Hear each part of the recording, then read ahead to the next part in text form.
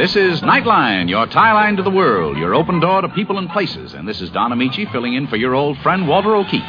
Tonight, a Nightline special. During the next 50 minutes, we bring you another in NBC Radio's award-winning series, Biographies in Sound. He's all kinds of a person, but he was a complete newspaper man. He would rather have been a race driver than President of the United States. Ernie loved companionship. He loved to take a drink. Everybody liked him. Everywhere we went around in the Jeep, men would call him by name, and you could tell that he knew a lot of them because he'd been up in the front with them so much. He's a vain little son of a gun, you know. But it was a very sweet sort of vanity. Ernie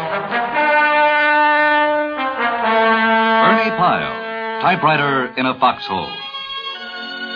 The sound story of one of America's great war correspondents, told by the people who knew him best. Your guide is NBC News commentator Robert McCormick.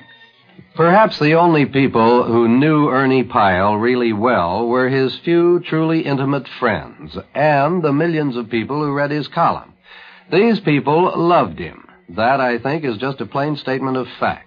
In between these two groups, you could occasionally find someone who said he didn't like Pyle. But usually, actually, they didn't dislike the man, they disliked the legend. The legendary Pyle was a self-effacing, kindly little aesthete with a spiritual quality that had made him the unwitting recipient of great honors. A Medal of Merit from his own country, tributes from the leading public figures of the entire world, the unselfish affection of the American people. With these things automatically came great fame, great power, and a great deal of money. But also with them came monotonous misfortune. For Pyle the man lived in haunting melancholy, spent his days in a lonely search for something he couldn't describe, always hoping he'd find it, knowing that even if he did, it would slip away from him again. Yet he was a man's man, friendly and fun to be with. Mrs. Mary Bales was Ernie's aunt. She's 91 now. She knew Ernie from his earliest days in Ernie's hometown of Dana, Indiana. He'd always say, "Oh, I wish I had a brother to play with," because he's the only child, and he had no one to play with.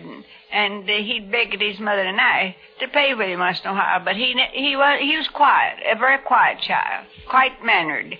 So he thought a great deal of me. And Sample complete.